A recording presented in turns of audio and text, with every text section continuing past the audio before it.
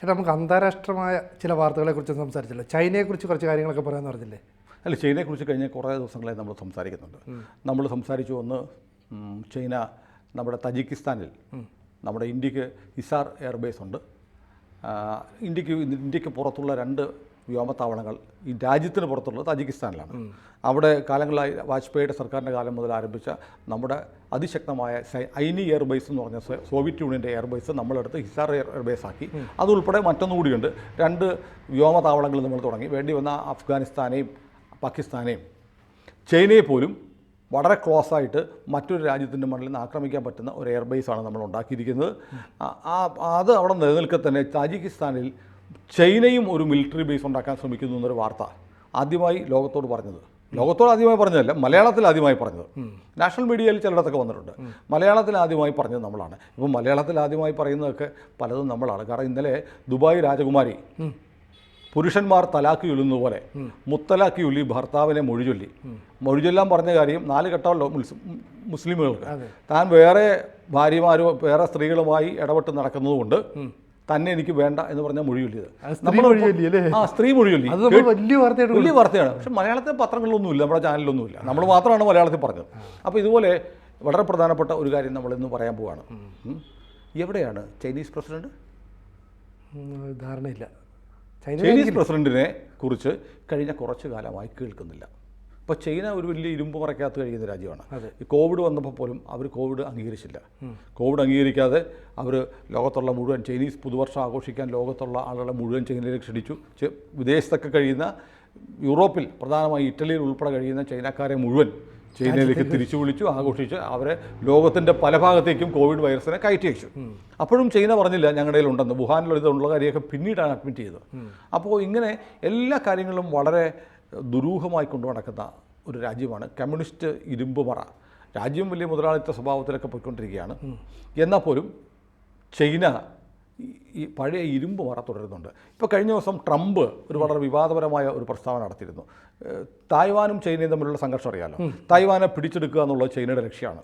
അപ്പോൾ ചൈനയുടെ ആ ശ്രമത്തിന് തടസ്സമായി നിൽക്കുന്നത് അമേരിക്ക തായ്വാന് കൊടുക്കുന്ന സപ്പോർട്ടാണ്. അമേരിക്ക കൊടുക്കാൻ കാരണം ലോകത്തിലെ ഏറ്റവും കൂടുതൽ മൈക്രോ ചിപ്പുകൾ ഉൽപ്പാദിപ്പിക്കുന്ന രാജ്യം തായ്വാനാണ്.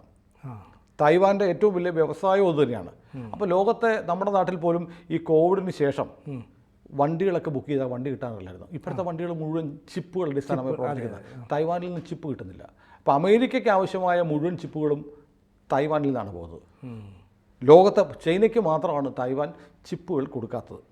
ഇനി ചൈനയ്ക്ക് കൊടുക്കുന്നുണ്ടോ ഇനിയിപ്പോൾ അതൊന്ന് ഉറപ്പാക്കണം. പക്ഷേ ചൈനയുമായി ശത്രുരാജ്യമായതുകൊണ്ട് ഡയറക്റ്റായിട്ട് ചൈനയ്ക്ക് എന്തായാലും കൊടുക്കുന്നില്ല എന്നുള്ള ഉറപ്പാണ്. നമ്മൾ ഇറാനിൽ നിന്ന് റഷ്യയിൽ നിന്ന് എണ്ണ നമ്മൾ വാങ്ങിച്ചിട്ട് എണ്ണ അമേരിക്ക വാങ്ങിച്ചു എന്ന് പറയുന്ന പോലെ ഒരുപക്ഷെ തായ്വാൻ ഉണ്ടാക്കുന്ന മൈക്രോ ചിപ്പുകൾ മറ്റു രാജ്യങ്ങൾ വാങ്ങിയിട്ട് ചൈനയ്ക്ക് പോകുന്നുണ്ടാവാം. കാരണം ചൈനീസ് വണ്ടികളൊക്കെ ചിപ്പ് അടിസ്ഥാനമായി പ്രവർത്തിക്കും. ഇപ്പോൾ MG പോലെയുള്ള BYD പോലെയുള്ള വണ്ടികളൊക്കെ മുഴുവൻ മൈക്രോ ചിപ്പുകളെ അടിസ്ഥാനമാക്കിയിട്ടുള്ള വണ്ടികൾ നമ്മുടെ രാജ്യത്ത് ലഭ്യമാണ്. അപ്പോൾ ചിപ്പില്ലാതെ ചൈനയ്ക്കും പറ്റില്ല.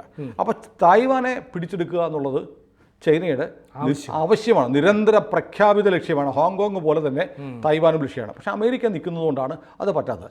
അമേരിക്കൻ പ്രസിഡന്റ് സ്ഥാനാർത്ഥിയായ ട്രംപ് വെടിയേറ്റതിന് ശേഷം കഴിഞ്ഞ ദിവസം ഒരു പ്രസ്താവന നടത്തി. നമ്മുടെ പത്രങ്ങളിൽ അതും വന്നില്ല. തായ്വാന് നമ്മൾ കൊടുത്തുകൊണ്ടിരിക്കുന്ന ഒരു ഇൻഷുറൻസ് കവറേജാണ്. അപ്പോൾ തായ്വാൻ അതിൻ്റെ ബെനിഫിറ്റ്സ് അനുഭവിക്കുന്നുണ്ട്. നമുക്കൊരു ഗുണവുമില്ല, നമുക്ക് പോളിസി അടയ്ക്കുന്നില്ല. അതുകൊണ്ട് തായ്വാനെ ഇനി അമേരിക്ക സംരക്ഷിക്കണമെങ്കിൽ, ഞാൻ പ്രസിഡൻ്റായാലും സംരക്ഷിക്കണമെങ്കിൽ തായ്വാൻ ഞങ്ങൾക്ക് കാശ് തരണം, ട്രംപ് പറഞ്ഞിട്ടുണ്ട്. അപ്പോൾ ഇൻഷുറൻസ് പോളിസി പോലെ എന്നാണ് ട്രംപ് പറഞ്ഞത്. അപ്പോൾ ഇങ്ങനെയുള്ള ചില ജിയോ പൊളിറ്റിക്കലായിട്ടുള്ള ചില നിർണായകമായ നിലപാട് ഇപ്പോൾ അമേരിക്കൻ പ്രസിഡന്റ് സ്ഥാനാർത്ഥിയെ ട്രംപിന് വെടിയേറ്റു. ലോകത്തെ പല രാജ്യങ്ങളും ഇതിനെ അപലപിച്ചു.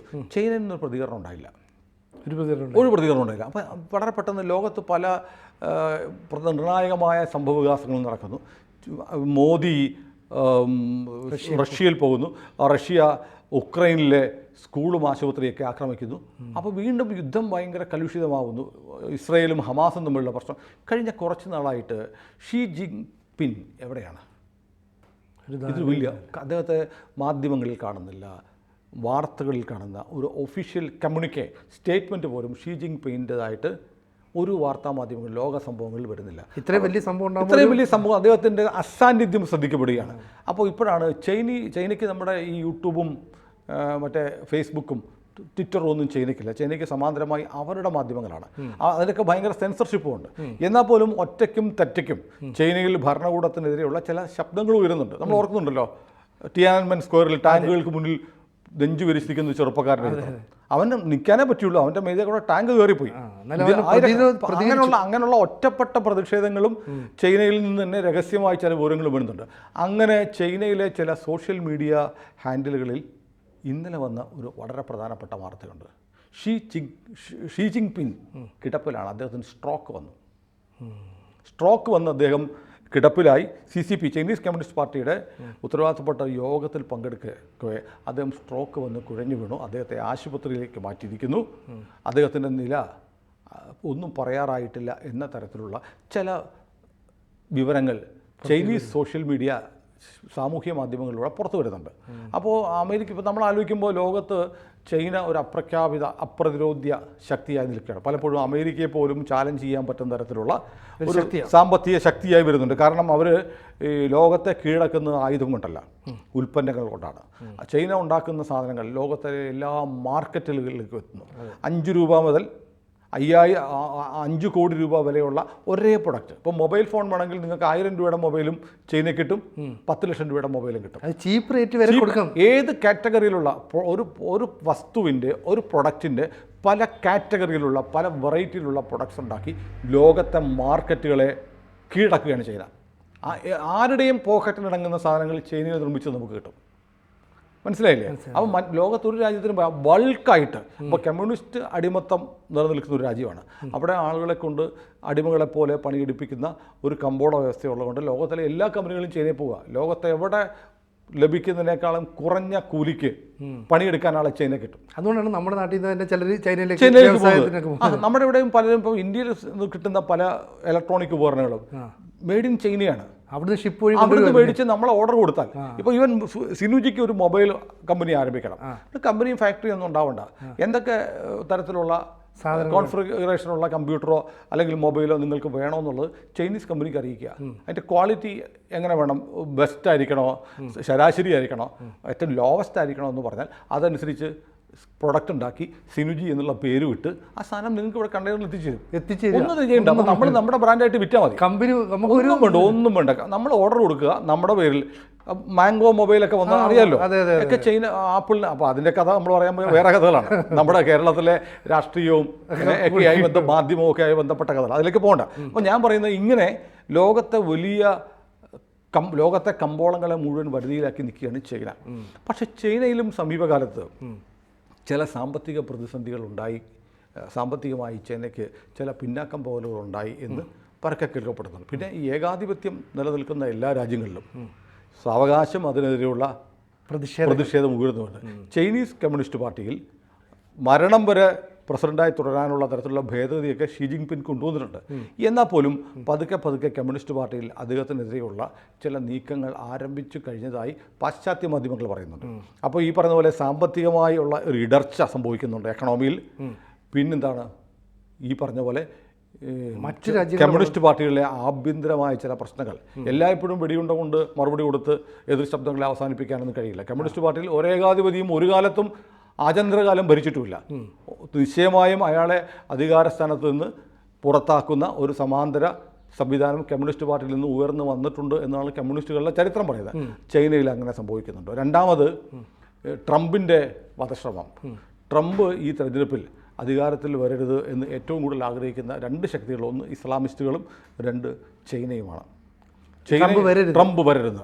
അപ്പോൾ ഒരുപക്ഷെ ചൈനയുടെ അറിവോടെയോ താല്പര്യപ്രകാരമോ അല്ലെങ്കിൽ സഹായത്തോടെയോ ആയിരിക്കാം ട്രംപിന് നേരെയുള്ള വധശ്രമം നടത്തുക. അതിൻ്റെ വിവരങ്ങളൊന്നും ഇതുവരെ പുറത്തു വന്നിട്ടില്ല.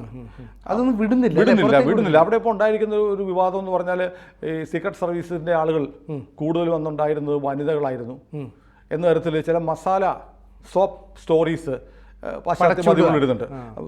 ട്രംപ് ഇത്രയും സ്ത്രീ വിഷയങ്ങളിലൊക്കെ കമ്പുള്ള ആളാണെന്നൊക്കെ പറയുന്നുണ്ടല്ലോ, പല കേസുകളും വന്നിട്ടുണ്ട്. അതുകൊണ്ട് ട്രംപിനെ സഹായിക്കാൻ വിട്ടത് മുഴുവൻ ഈ വനിതാ ഓഫീസർമാരായിരുന്നു. മാത്രമല്ല സീക്രട്ട് സർവീസിൻ്റെ തലപ്പത്തിരിക്കുന്ന ചീറ്റ്ലി എന്ന് പറഞ്ഞ വനിതയാണ്. അതുകൊണ്ട് തന്നെ ഈ പെണ്ണുങ്ങൾ സംരക്ഷകരായി പോയത് കൊണ്ടാണ് ഇങ്ങനെ സംഭവിച്ചത്. അവർ ആ സമയത്ത് ഈ സാധാരണ പെണ്ണുങ്ങൾ ചെയ്യാത്തത്, സീക്രട്ട് സർവീസ് ഓഫീസർമാർ ചെയ്യാത്തതുപോലെ ചില തരത്തിലുള്ള ഹെയർ പിന്നുകൾ വെച്ചിരുന്നു എന്നൊക്കെ പറഞ്ഞ് ഗോസിപ്പ് വാർത്തകൾ ഒരുപാട് വരുന്നുണ്ട്. അപ്പോൾ എന്തൊക്കെയോ ദുരൂഹതകളുണ്ട്. ചൈനീസ് ഇടപെടൽ സംശയിക്കപ്പെടുന്നുണ്ട്. ട്രംപിൻ്റെ ഒരു വീഴ്ച ഒരുപക്ഷെ ചൈനയുടെ ലക്ഷ്യമായിരുന്നു, ഷീ ജിൻപിങ്ങിൻ്റെ ലക്ഷ്യമായിരുന്നു ട്രംപിൻ്റെ ഒരു തിരിച്ചുവരൽ അവസാനിപ്പിക്കുക എന്നുള്ള, അതിൽ പരാജയപ്പെട്ടു. പിന്നെ ആഭ്യന്തരമായ പ്രശ്നങ്ങൾ, ഇതെല്ലാം കൂടെ ഒരു പക്ഷേ പിന്നെ ഷീ ജിൻപിങ്ങിനെ ഒരു സ്ട്രെസ് ഉണ്ടാക്കിയിരിക്കാം. മാത്രമല്ല ഇന്ത്യ പഴയ പോലെ ചൈനയ്ക്ക് വഴങ്ങുന്നില്ല. ഇന്ത്യ ചൈനയോട് നെഞ്ചു വിരിച്ചിരിക്കുകയാണ്. അരുണാചൽ പ്രദേശിൻ്റെ ഇഷ്യൂ ആവട്ടെ, നമ്മൾ ലഡാക്ക് മേഖലയിൽ നമ്മൾ നടത്തുന്ന സൈനികവൽക്കരണം, റോഡുകൾ, ലഡാക്കിൽ ലോകത്തിലെ ഏറ്റവും വലിയ യുദ്ധഭൂമിയിൽ നമ്മൾ കൊണ്ട് റഫേൽ ഉൾപ്പെടെയുള്ള യുദ്ധവിമാനങ്ങൾ നിറയ്ക്കുന്നു. അതിർത്തിയിലാകെ നമ്മുടെ റഷ്യയുമായിട്ടുള്ള നമ്മുടെ ബന്ധം. അത് മാത്രമല്ല ഇപ്പോൾ ഈ പറയുന്ന ജമ്മുവിൽ തീവ്രവാദി ആക്രമണം നടക്കുക. അതിന് കാരണമായി പറയുന്നത് കാശ്മീരിലൊന്നും സംഭവിക്കുന്നില്ല. കാശ്മീരായിരുന്നു ഒരു കാലത്ത് വലിയ തോതിലുള്ള തീവ്രവാദി ആക്രമണങ്ങൾ നടന്ന സ്ഥലം. പക്ഷേ നമ്മൾ വലിയ തോതിൽ സേനയെ ഡിപ്ലോയ് ചെയ്തിരിക്കുന്നത് എങ്ങോടെയാണ്? കാശ്മീരിലാണ്. കാശ്മീരിൽ അതിടാൻ കാരണം ചൈനയുടെ അതിർത്തിയും കൂടി കണക്കിലെടുത്തിട്ടാണ് വലിയ തോതിലുള്ള സൈനിക സന്നാഹം മുസ്ലിം ഭൂരിപക്ഷ പ്രദേശം കൂടിയായ ചൈനയുമായി അതിർത്തി പങ്കിടുന്ന കാശ്മീരിൽ നടത്തിയത്. അതുകൊണ്ട് തന്നെ ജമ്മുവിൽ പണ്ഡിറ്റുകളാണ്, ഹിന്ദുക്കളാണ് കൂടുതൽ. അതുകൊണ്ട് അവിടെ വേറെ പ്രശ്നങ്ങൾ ഉണ്ടാകാനുള്ള സാധ്യത വളരെ കുറവാണെന്നുകൊണ്ടാണ് ഈ സൈനിക നീക്കം അങ്ങനെ നടന്നത്. ഇപ്പോൾ അതുകൊണ്ട് തീവ്രവാദികൾ അതിർത്തി കടന്നു വരുന്ന ജമ്മുവിൽ നടക്കുന്ന തീവ്രവാദി ആക്രമണം ജമ്മുവിലുള്ള ഇന്ത്യക്കാരായ തീവ്രവാദികളല്ല, പാകിസ്ഥാനിൽ നിന്ന് അതിർത്തി കടന്നു വന്ന, നമ്മൾ നേരത്തെ പറഞ്ഞ ഫാൽക്കൺ 50 എന്നുള്ള അവരുടെ ISI ഓപ്പറേഷൻ്റെ ഭാഗമായി കടന്നു വന്ന 50 ഭീകരവാദികളിൽ ഇനിയും പിടിക്കപ്പെടാത്ത ആളുകളാണ് ഈ ജമ്മുവിൽ ഓപ്പറേഷൻ നടത്തുന്നതാണ് പറയപ്പെടുന്നത്. 50 പേരെന്നുള്ള സൈന്യം വീണ്ടും പറഞ്ഞിട്ടുണ്ട്. 50 പേര് ജമ്മുവിലേക്ക് മാറ്റി. അപ്പോൾ ആരെ കൊന്നാലും അവർക്ക് ധൈര്യമായി വെടിവെക്കാം. മരിക്കുന്നതിന് ഭൂരിപക്ഷവും ഹിന്ദുക്കളായിരിക്കും. മുസ്ലിങ്ങൾ പൊതുവിൽ ജമ്മുവിൽ കുറവാണ്. അപ്പോൾ ഈ ചൈനയുടെ അതിർത്തിയോട് ചേർന്ന് ഇന്ത്യ വലിയ തോതിൽ സൈനിക സന്നാഹവും നടത്തുന്നു. അങ്ങനെ ചൈനയ്ക്ക് അത്ര സുഖകരമായൊരവസ്ഥയല്ല പൊതുവിലുണ്ടാകും. ഇപ്പോൾ റഷ്യയുമായിട്ടുള്ള ഇന്ത്യയുടെ ബന്ധം എന്ന് പറയുന്നത് ചൈനയെ ബുദ്ധിമുട്ടിക്കേണ്ട കാര്യമില്ല. ഓൾറെഡി ചൈനയും റഷ്യയും തമ്മിൽ നല്ല ബന്ധമാണ്. അപ്പോൾ റഷ്യയുടെ പങ്കാളിത്തം നമ്മളുമായി കൂടുമ്പോൾ ഒരുപക്ഷെ ചൈന, റഷ്യ, ഇന്ത്യ ഒരു അച്ചുതണ്ട് ഭാവിയിൽ ചിലപ്പോൾ ഉണ്ടായി വന്നേക്കാം. പക്ഷേ ചൈനയെ വിശ്വസിക്കാൻ പറ്റില്ല എന്നുള്ള വേറെ കാര്യം. അപ്പോൾ ഇങ്ങനെയുള്ള പല പ്രശ്നങ്ങളിൽ ആഭ്യന്തരമായി ചൈനയും നേരിട്ടുകൊണ്ടിരിക്കുന്ന ഒരു കാലത്താണ് ചൈനയുടെ പ്രസിഡന്റിനെ കുറച്ച് നാളുകളായി കാണാതില്ലാതിരിക്കുന്നത്. അപ്പോൾ അതോടൊപ്പം തന്നെ ചൈനീസ് പ്രസിഡന്റിന് സ്ട്രോക്ക് ബാധിച്ച് അദ്ദേഹം ഗുരുതരാവസ്ഥയിൽ കഴിയുന്നു എന്ന ചില സോഷ്യൽ മീഡിയ ഹാൻഡിലുകളിൽ നിന്ന് പുറത്തു വരുന്ന ചില സംഭവങ്ങളുണ്ട്. അപ്പോൾ ഇത്തരം വാർത്തകൾ ചൈന ഒരിക്കലും അംഗീകരിക്കാനും പോകുന്നില്ല, നിഷേധിക്കാനും പോകില്ല. എന്തായാലും ഇരുമ്പ് വിട്ട് പുറത്തേക്ക് വരും. അതെ. അപ്പോൾ ഏതായാലും ഇന്ത്യക്കെതിരെ പൊതുവിൽ അത്ര ഗുണകരമല്ലാത്ത നിലപാടെടുത്ത ഒരാളാണ് ഇപ്പോഴത്തെ Chinese president. Communist party general secretary അദ്ദേഹം തന്നെയാണ്. അദ്ദേഹത്തിൻ്റെ ആരോഗ്യസ്ഥിതിയെക്കുറിച്ച് നമുക്ക് ഈ കേട്ടറിവ് ചൈനീസ് വിമതന്മാർ നടത്തുന്ന സോഷ്യൽ മീഡിയയിൽ നിന്നുള്ള വിവരം മാത്രമാണ് നമ്മളിപ്പോൾ പറയുന്നത്. അപ്പോൾ അത് ഒരുപക്ഷെ ശരിയായിരിക്കാം. അത് നമ്മളുമായുള്ള അദ്ദേഹത്തിന് ശേഷം അദ്ദേഹത്തിന് എന്തെങ്കിലും സംഭവിച്ചാൽ മറ്റൊരാൾ വന്നാൽ ഇന്ത്യ സമീപനത്തിൽ മാറ്റം വരുമോ എന്നുള്ളതൊക്കെ വലിയ രാജ്യാന്തര പ്രശ്നങ്ങളാണ്. ഏതായാലും ചൈനീസ് പ്രസിഡന്റിൻ്റെ കുറച്ചായി കാണാനില്ല. അദ്ദേഹം സ്ട്രോക്ക് ബാധിച്ച് പക്ഷാഘാതം വന്ന് കിടപ്പിലാണ്, ചികിത്സയിലാണ് എന്നുള്ള വാർത്ത പാശ്ചാത്യ ലോകത്തുനിന്ന് വരുന്നുണ്ട്. അത് നമ്മുടെ പ്രേക്ഷകരോട് നമ്മൾ പങ്കുവയ്ക്കുകയാണ്. കൂടുതൽ വാർത്തകളും വിശേഷങ്ങളും നിങ്ങളിലേക്ക് എത്താൻ ABC മലയാളം സബ്സ്ക്രൈബ് ചെയ്യുക, ബെൽ ബട്ടണും അമർത്തുക.